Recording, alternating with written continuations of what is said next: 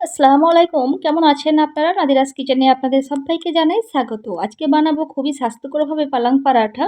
খুবই মজাদার একটি রেসিপি আর খুবই সহজেই বানিয়ে নিতে পারবেন। প্রথমেই কয়েকটা গ্যাসের উপরে কড়াই বসিয়ে দিয়েছি। তার মধ্যে দিয়েছি 500 ml জল। জলটা খুব ভালো করে যখন ফুটতে শুরু করেছে, সেই পর্যায়ে আমি 200 গ্রাম পালং শাক দিয়ে দিচ্ছি।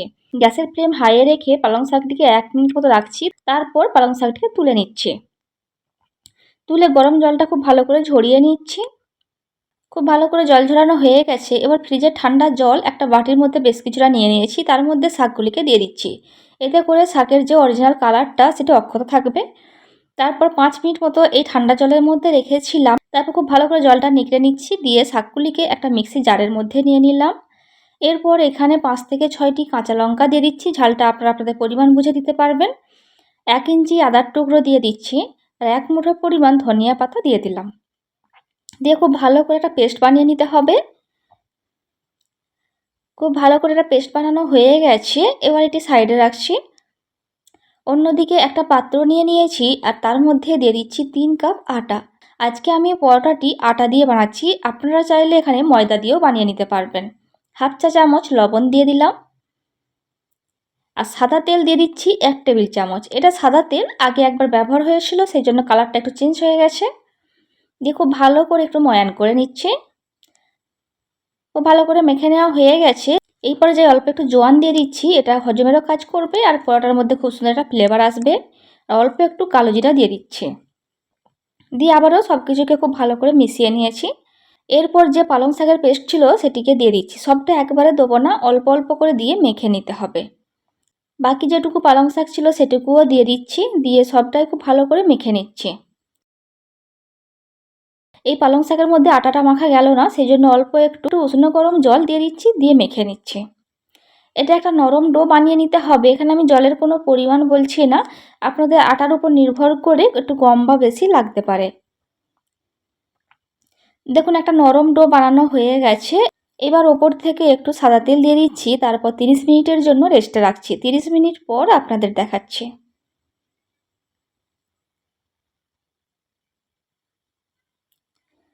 30 মিনিট পর নিয়ে চলে এসেছি আর দেখুন কতটা সফট হয়ে গেছে আটাটি। আবারও 1 মিনিট মতো মেখে নিচ্ছি। খুব ভালো করে মেখে নেওয়া হয়ে গেছে। এবার একটা বোর্ডের মধ্যে এই ডোটাকে নিয়ে নিচ্ছি। তারপর কয়েকটা লেচি কেটে নিচ্ছি। প্রথমে 2টি ভাগে ভাগ করে নিচ্ছি। একটা ভাগে একটু লম্বা রোল করে নিচ্ছি। তারপর সেখান থেকে 4টি করে লেচি কেটে নিচ্ছি। এখানে আমি মোট 8টা লেচি বানিয়ে নিয়েছি। আপনারা পরোটার সাইজের উপর নির্ভর করে আপনারা সাইজটা একটু ছোট বা বড় করতে পারেন। এখান থেকে একটা লেচি নিয়ে নিচ্ছি। তারপর হাত দিয়ে এইভাবে একটু সমান করে দিচ্ছি। হাত দিয়ে এভাবে সমান করে নিচ্ছি। এভাবে প্রত্যেকটাকে বানিয়ে নিচ্ছি। তারপর আপনাদের দেখাচ্ছি। সবগুলো বানানো হয়ে গেছে। এবার এই লেচিগুলিকে একটা পাত্রের মধ্যে নিয়ে নিচ্ছি। তারপর একটা ভেজা আর নিকড়ানো কাপড় দিয়ে 10 মিনিটের জন্য রেস্টে রাখছি।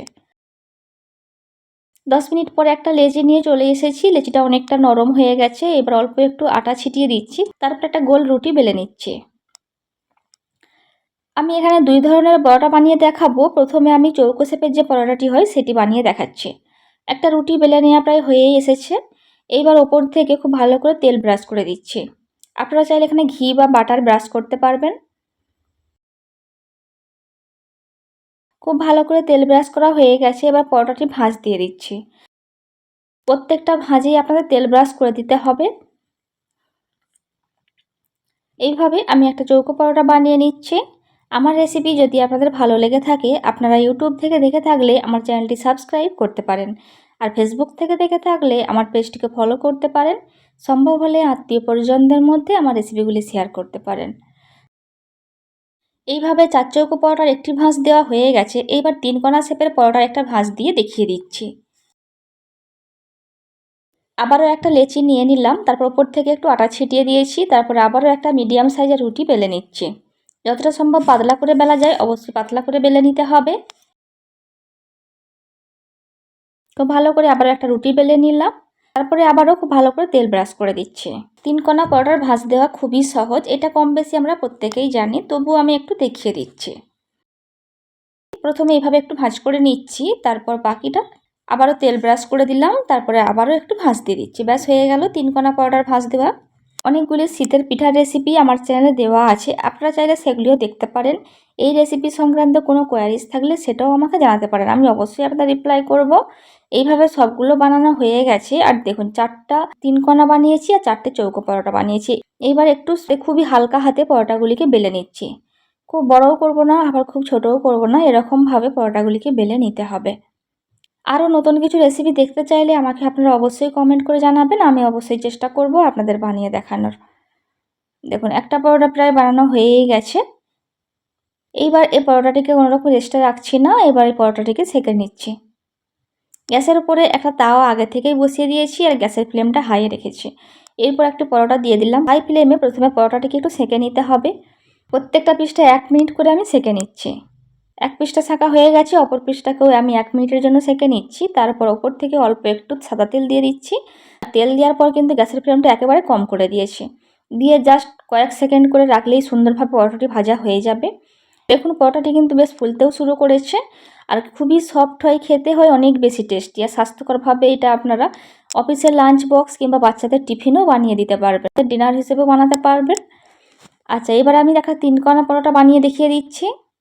আবারও অল্প একটু আটা ছিটিয়ে দিলাম, তারপরে আবার বেলে নিচ্ছি।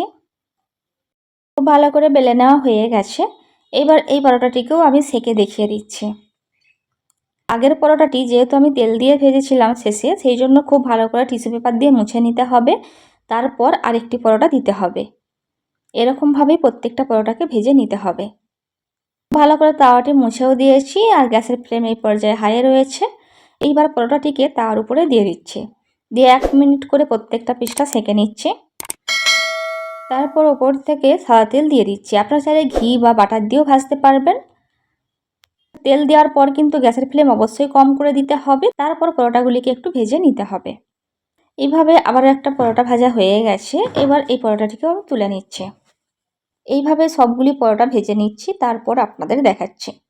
সবগুলি পরোটা ভেজে নেওয়া হয়ে গেছে। এখানে একটু লাইটের কমের কারণে এই পরোটাগুলিকে ডার্ক লাগছে, কিন্তু খেতে হয়েছিল অনেক বেশি টেস্টি আর দেখতেও হয়েছিল অনেক বেশি সুন্দর। দেখুন প্রত্যেকটা লেয়ার কেমন সুন্দরভাবে খুলে যাচ্ছে। বাড়িতেই অবশ্যই এই রেসিপিটা একবার হলেও বানাবেন, তারপর আমাকে কমেন্ট করে জানাবেন রেসিপিটা আপনাদের কেমন লেগেছে। ভালো লাগলে অবশ্যই একটি লাইক দেবেন। দেখুন কতটা সফট হয়েছে সেটা হয়তো আপনারা দেখেই বুঝতে পারছেন। ভিডিওটা আমি এখানেই শেষ করছি। ভালো থাকবেন সবাই, আমাদের দোয়া করবেন, আমার রেসিপিগুলি দেখবেন। খোদা হাফেজ।